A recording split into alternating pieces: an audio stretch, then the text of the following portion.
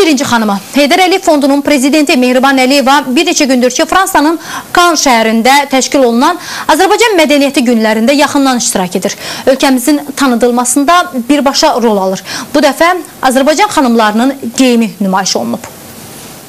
Fransanın Cannes şəhərində keçirilən Azərbaycan mədəniyyəti günləri çərçivəsində Azərbaycanın milli geyimlərinə həsr olunmuş moda kolleksiyalarda nümayiş etdirilib. Azərbaycan Dövlət Televiziyasının verdiyi məlumata görə Heydər Əliyev Fondunun təşkilatçılığı ilə dünya şöhrətli İtalyan modelyer Renata Balestranın müasir dəbdə Azərbaycan cazibası adlı moda sərgisində Azərbaycanın birinci xanımı Heydər Əliyev Fondunun prezidenti Mehriban Əliyeva da iştirak edib.